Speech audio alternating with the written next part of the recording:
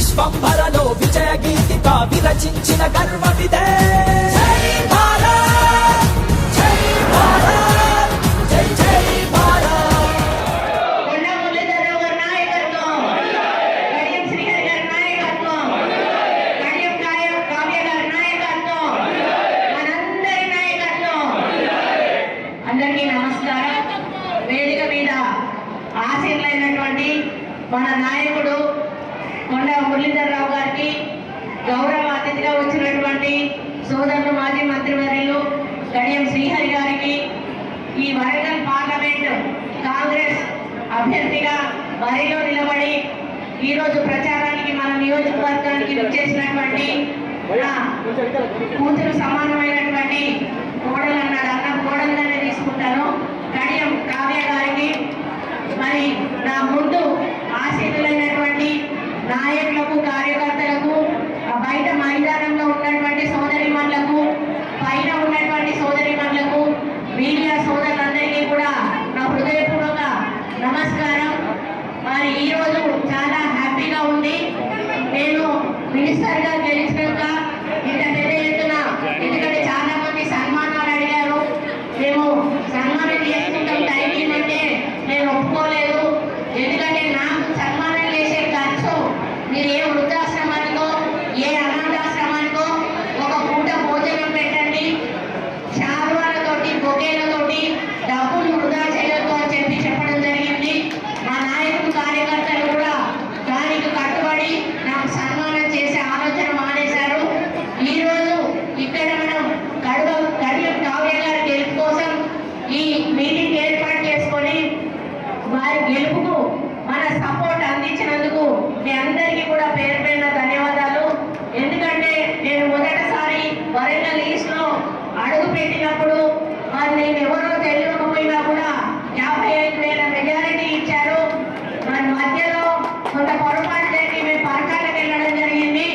కానీ మళ్ళీ మా పొరపాటు తెలుసుకొని తిరిగి మళ్ళీ వరంగల్కు వచ్చినప్పుడు మీరు హక్కున చేర్చుకొని అవతల సిట్టింగ్ ఎమ్మెల్యే ఎన్ని భయభ్రాంతులకు గురి చేసినా, ఎన్ని తప్పుడు కేసులు పెట్టినా, ఎన్ని రకాల ఇబ్బందులకు గురి చేసినా కూడా మీరైతే మేము ఉంటాము అని చెప్పి నాకు కొండ దంపతుల నమ్మకంతో 15,000 మెజారిటీ ఇచ్చి గెలిపించిన మీ అందరికీ కూడా ఎల్లవెల్లగా రుణపడి ఉంటాను.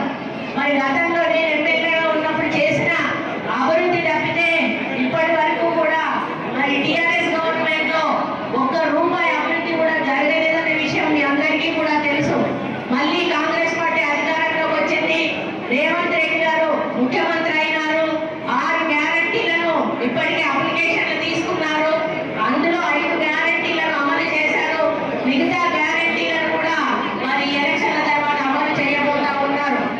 ఒక పక్క 92% రైతులకు ఏదైతే రైతు బంధు ఇవ్వడం జరిగింది, 2 లక్షల రూపాయల రైతు రుణమాఫీ కూడా ఆగస్టు 15 లోపల ఒకేసారి చేస్తామని కూడా మన ముఖ్యమంత్రి గారు చెప్పడం జరిగింది. మరి పోయిన ప్రభుత్వం లాగా మన టీఆర్ఎస్ వాళ్ళకి మేము ఇచ్చుకుంటాము, కాంగ్రెస్ వాళ్ళకి ఇయ్యము అనేటువంటి పద్ధతి కాకుండా మనము అందరికీ కూడా అర్హులైన వాళ్ళందరికీ కూడా ఈరోజు మన ప్రభుత్వ కార్యక్రమాలు అందిస్తున్న విషయాన్ని ఈ సందర్భంగానే విజ్ఞప్తి చేస్తా ఉన్నాను. ఒక ఆయన ఉన్నాడు ఎర్ర బెల్లి అని, బల్లి అన్నాను బెల్లి అన్నాను నాకు తెలియదు. ఆయన మాట్లాడతాడు, బాబు ఆయనకు మాటే చక్కగా రాదు. ఒక పక్క చెవులినప్పుడు ఒక పక్క నల్లి. రోజేమో చూసుకుంటే విజయం చేసిందంటే టీఆర్ఎస్ పార్టీ పెట్టారు కొత్తగా. మన పార్టీ ఏంటిది? కొత్త పార్టీ. ఆ పార్టీ పేరు ఏం పేరు? బిఎస్పీ. టీఆర్ఎస్ కూడా అనొత్తలేదు. ఇక మొన్న ఒక మీటింగ్ పెట్టినప్పుడు అన్నాడు కదా, నేను చెప్పలే కేసీఆర్ బిడ్డ కింద 3వ స్థానంలోకి పోతుందని నేను చెప్పలే.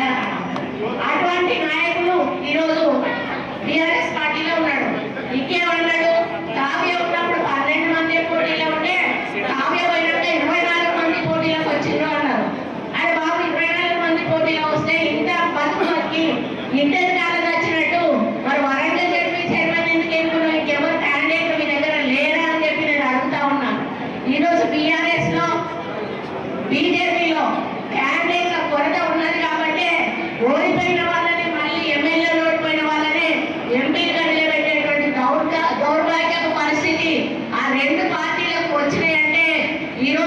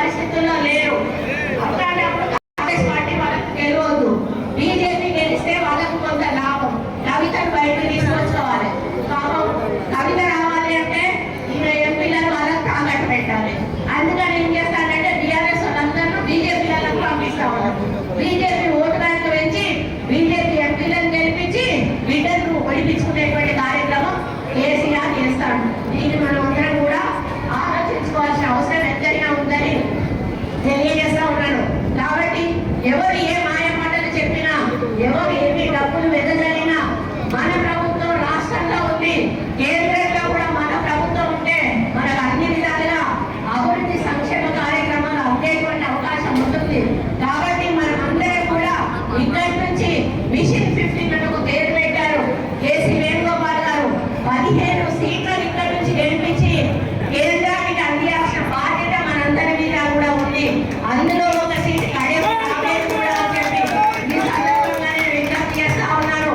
నేను ఒకటే చెప్పిన శ్రీహరన్నకు, అన్న ఎవ్వరితోటి మాకు సంబంధం లేదు, మా వరంగల్ లిస్టులో మేము మా యొక్క రెస్పాన్సిబిలిటీ తీసుకుంటాము. అవసరమైతే తీసుకుంటే మండలం మా సొంత మండలం కూడా